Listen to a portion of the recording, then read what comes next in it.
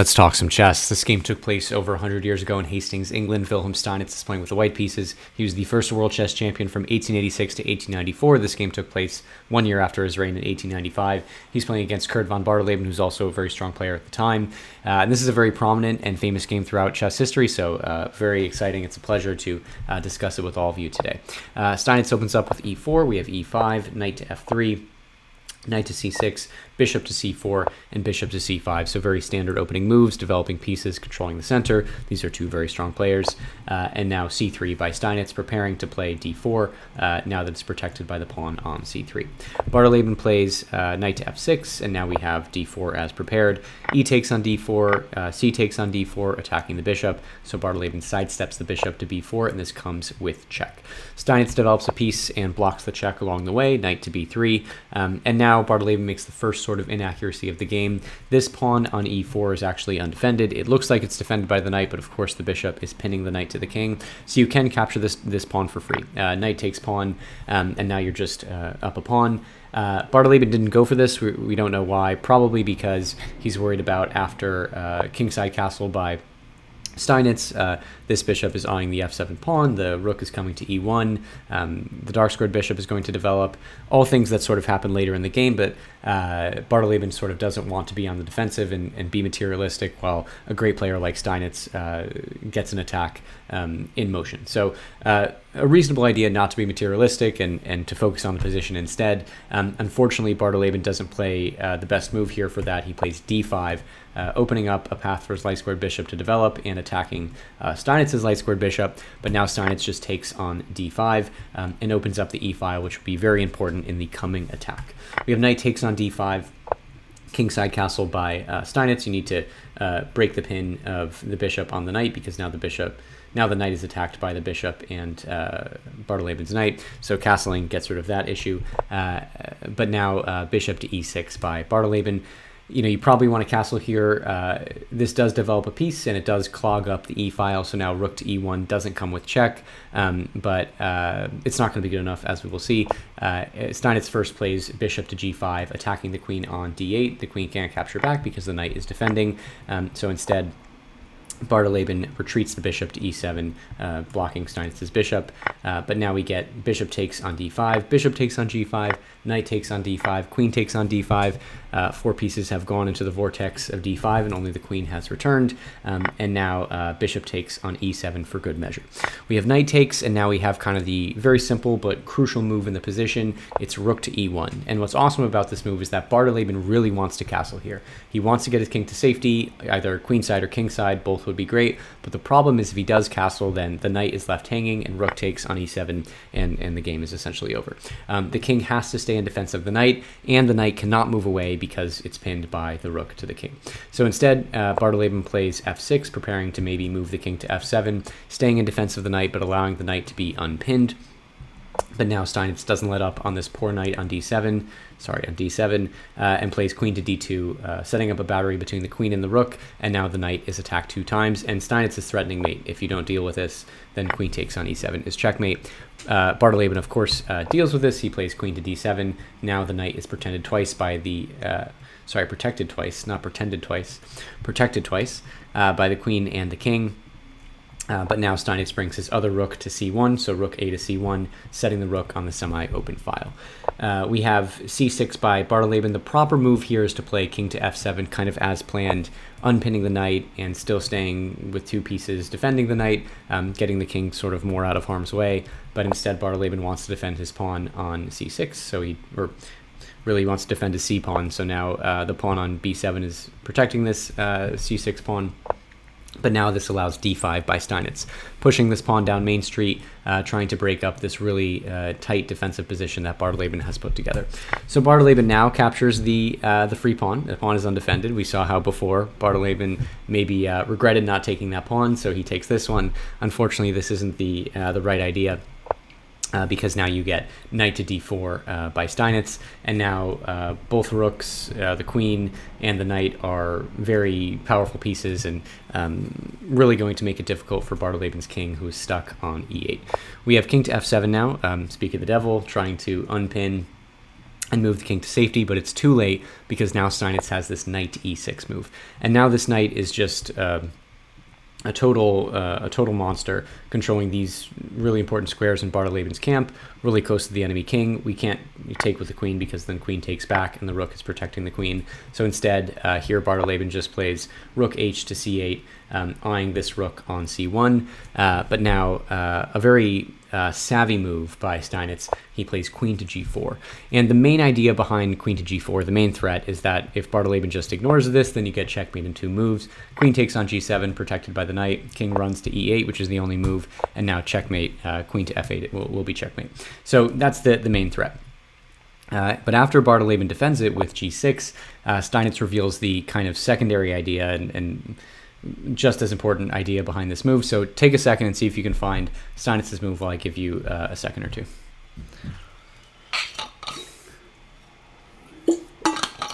Okay.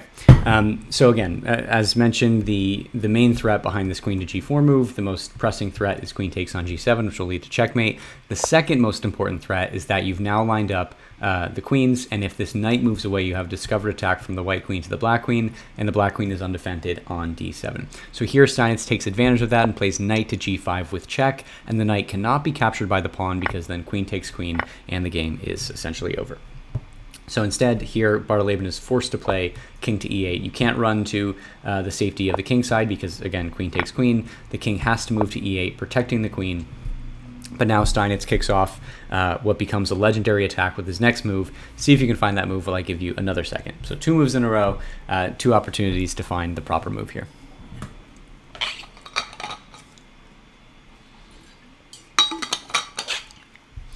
Okay, hopefully you did not say knight to h7, winning the pawn back, because then you just gave up your queen, but I'm sure you saw that. The proper move here is much, much harder to find. It is rook takes on e7 with check. And this is an absurd-looking move. You're sacrificing the rook twice. Both the king and the queen can take it, and it doesn't look like this move achieves anything. It looks like Steinitz is now down the exchange. But let's see what happens if this rook is indeed captured. The first thing is if the queen takes the rook, then we're going to get a combination that we'll see throughout this line. There's too much pressure now on the c8 square. So Steinitz can capture on c8 with check. After the rook takes, the queen takes, and now after a couple of moves, you can exchange queens, and Steinitz will be up a knight, and the game will essentially be over. So you can't take the rook. You can't take the rook with the queen. Can you take the rook with the king?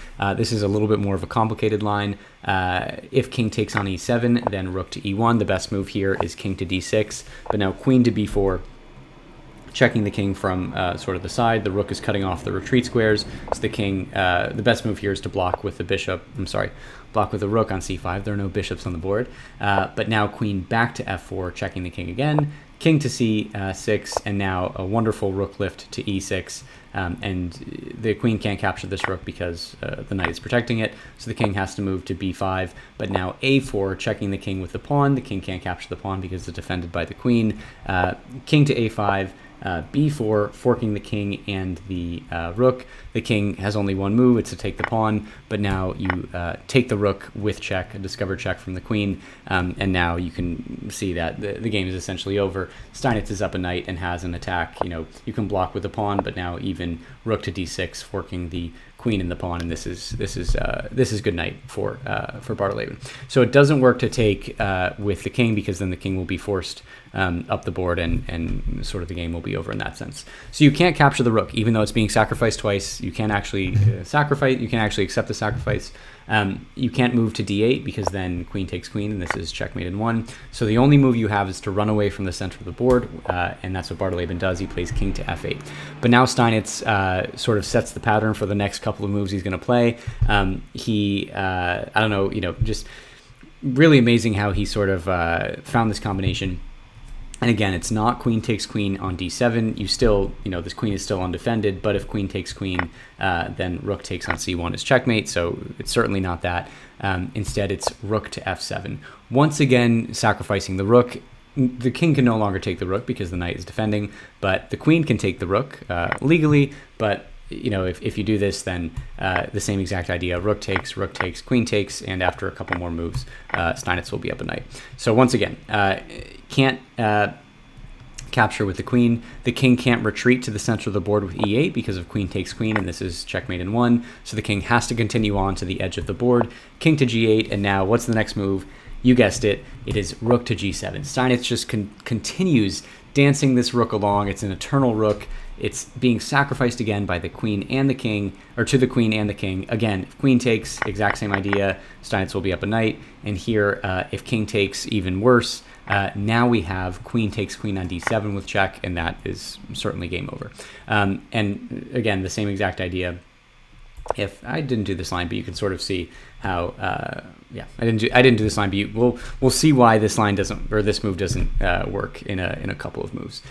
So after rook to g7, Bardeleben plays the only move that works, which is king to h8. But now the final move of the game, Steinitz continues the pattern and plays rook to h7 with check. And after this move, Bardeleben didn't resign. He got up and he left the hall and he didn't come back. And sort of in that way, he said that he resigned the game because it was so frustrating, I'm sure, to have this rook just dancing along the 7th rank, being sacrificed on every move. But of course, Bardeleben can't accept a sacrifice without losing the game. So what's the point here? What's sort of going on? Again, you can't capture the queen because of the same pattern that we've seen a million times.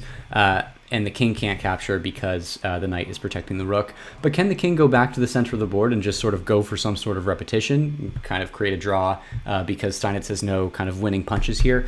Let's see what happens if the king goes back to the center of the board with king to g8. Now we get, you guessed it, rook to g7. But now the situation is actually completely different.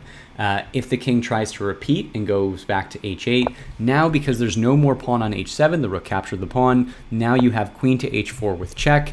After the king takes the rook on g7, queen to h7 with check, the knight is protecting the queen, and now the white queen and the black king will walk on a staircase.